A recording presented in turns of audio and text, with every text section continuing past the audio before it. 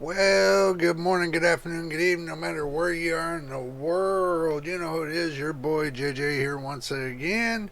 Glad y'all enjoyed that little B-roll. Since I got a YouTube subscriber, thank you for pointing that out. Says I need to change up my my B-roll. I agree with you. Got to change up some concepts and everything else, but we're gonna do it. But anyway, before we get started, make sure y'all put some likes and subscribes in there. If you're first time here, subscribe would help out the channel tremendously, help us build up to get up to 1,000 subscribers. And if you will watch the videos from beginning to end, would help us out much, would be much appreciated. So the beginning to the end, watching the videos would be most definitely awesome. And as y'all heard, that AMD's already put out their new graphics cards. Came out on the 13th, and now it's the 15th. And also, too, the new driver updates are up there as well. Also, too, hearing about price leaks about Nvidia. Nvidia's thinking about lowering the price of the 4080 because it's not selling that well. Hell, it's not even selling at all, just to let you know. That's what I hear, I mean, yes, I haven't got my graphics card yet because I'm still undecided which way I want to go. But just to let you all know, the 7900 XTX is not a bad video card. It's not a bad video card at all, I think, in my books. That paired up with, the 7950X from Ryzen, the Ryzen 9 7950X. I think that's a good pair.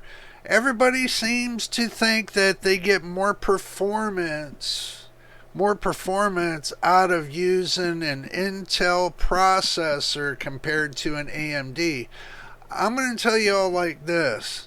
If you run an AMD system, okay, it all depends on your motherboard, your RAM, your hard drive, and all the stuff that you got connected all into one PC. Now the thing is this, using an Intel processor, it's not a bad thing. But, I always had the thing of cross mixing, like AMD video cards with Intel processors. Never panned out too good for me.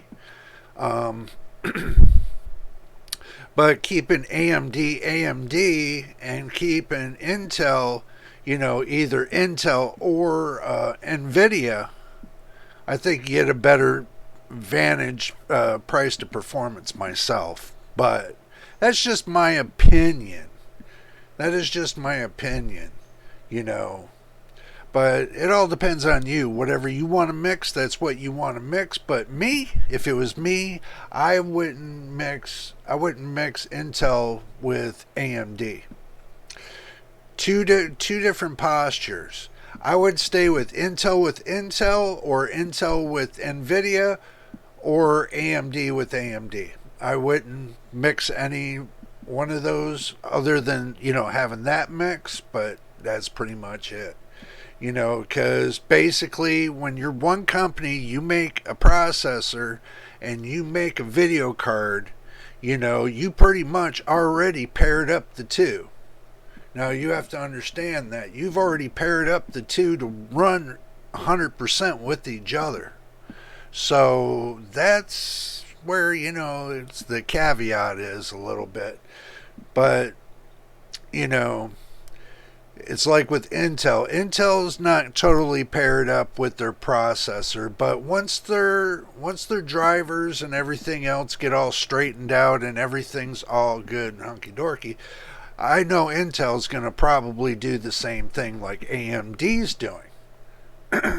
So it's not a bad thing, y'all. It's not a bad thing. And yes, I got the drink in hand once again.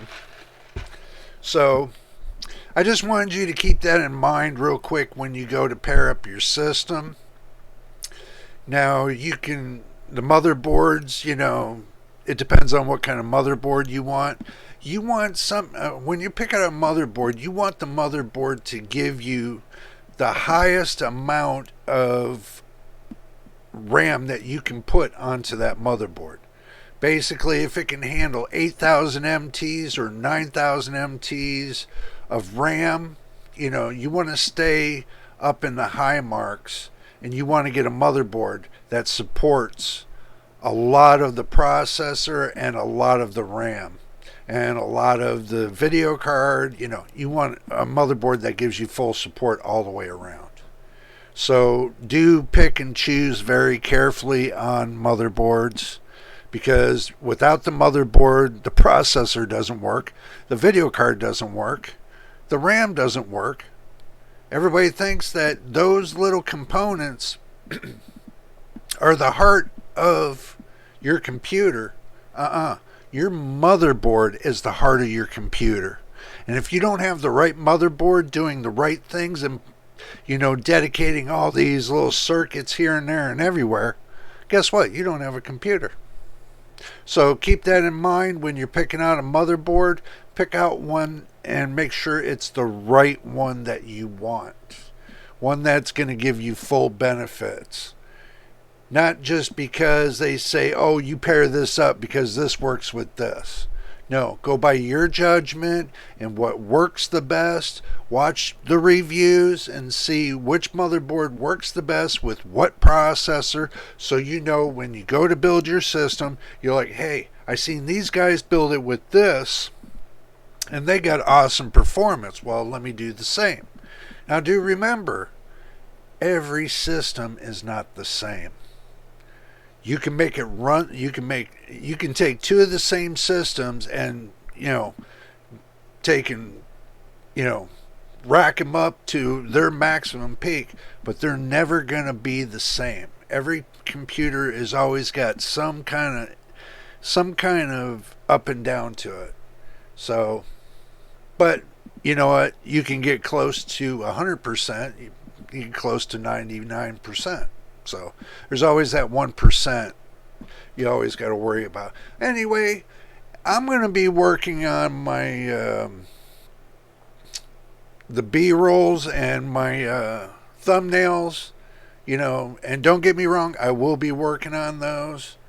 I'm just picking and choosing to see what I'm going to do with what, because I still got to work on a tight budget here, and,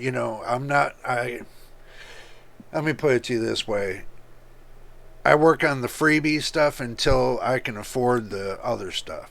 And when I can get the other stuff and I can get somebody to build me an awesome B-roll, more awesome than what I make it, that'll be even better. But anyway, if you're liking my videos, make sure you subscribe. If you're here and this is your first time here, subscribe. And if you watch all the videos, that's much appreciated. That's much appreciated. But I just wanted to get this out here real quick. But until the next time in the next video, I will see you on that next one.